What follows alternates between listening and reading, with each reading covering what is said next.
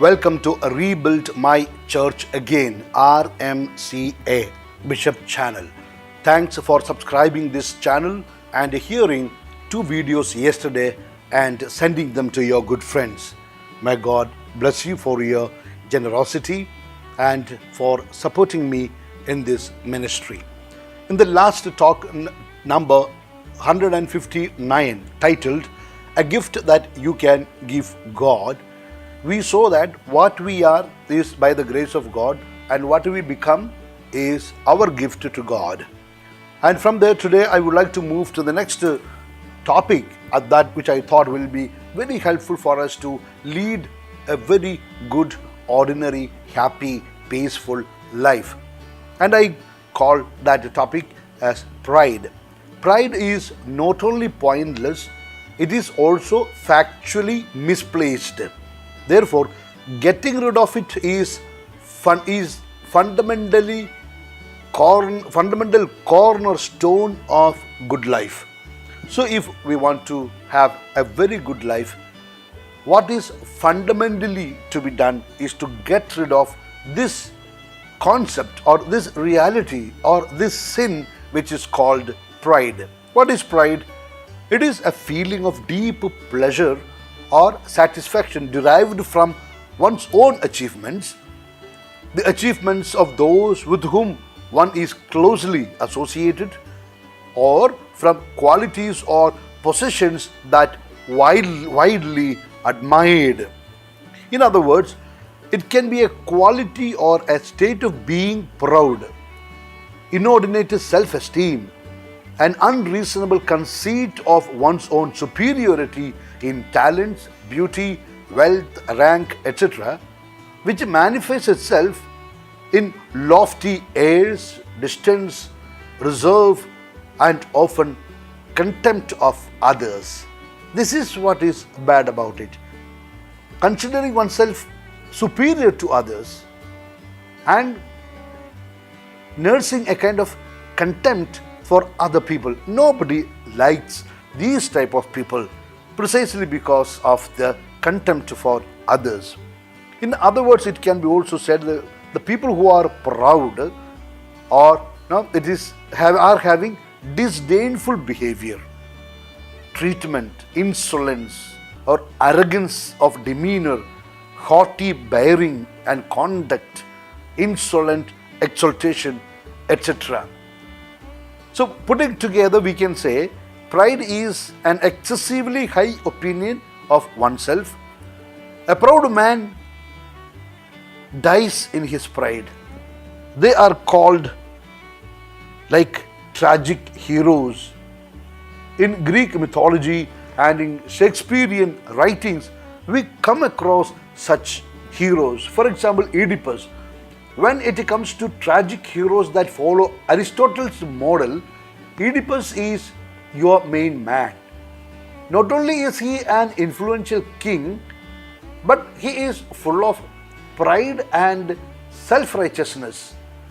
While he did kill his father and marry his mother, the ultimate choice that sent him down a road to tragedy was trying to change his fate.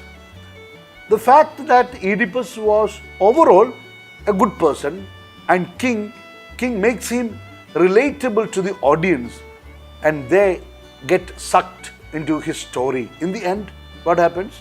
Oedipus dies, but not before a whole lot of suffering. Similarly, another tragic hero in the story of Romeo and Juliet by William Shakespeare. There, what do we find? When it comes to his tragic flaw of Romeo, it's his obsessive love of Juliet and his impatience. Rather than thinking something foul might be at play, when he finds his poisoned wife, he just sucks down the poison himself, leading to his tragic demise. This is the end of proud people. They lose their reason and they are not able to look at the reality, but they go by their own thinking. Whatever they see, they think is the reality, and they go after that. That is why in the Proverb 16:18 we read, pride goes before destruction and a haughty spirit before stumbling. Therefore, what we need to avoid in our life is pride. And proud people are never grateful, And grateful people are generally happier people, whereas proud people are not happy. That's why they speak highly of themselves, thinking that they will become happy by doing that, but it doesn't become. Especially Abdul Kalam, a former Indian president, has spoken about that in one occasion.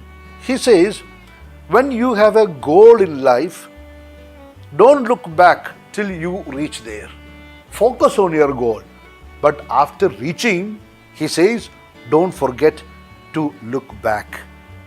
Pride will not allow you to look back and remember the people who helped you to reach that goal. They take full credit for themselves. That is what people don't like.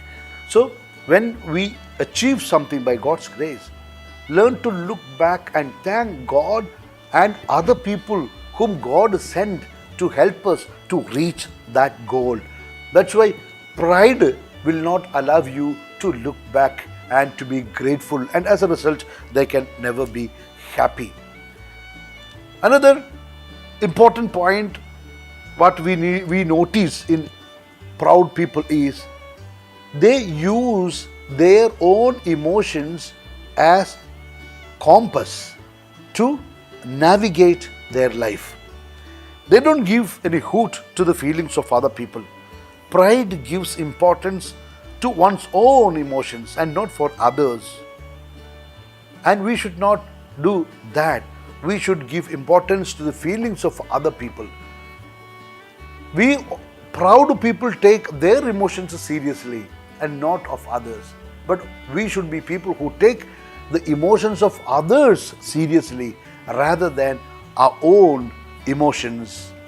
And therefore, if we want to be successful in life, and happy in life, joyful and lovable in life, we should not be proud people. Let us try to get rid of this sentiment of pride from our own lives. And I would like to throw a few light on this topic from the scriptures. In James 4:6, it is written, God opposes the proud, but gives grace to the humble. This is a verse that we can remember. In Psalms chapter 10:4, we read, in the pride of his face, the wicked does not him, and all his thoughts are, there is no God.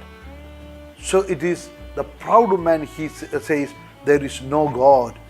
Similarly, proud people will say there is no need for the church. There is no need for priests. It is the proud people who are full of themselves speak like that. Romans 12:16 says, never be wise in your own sight.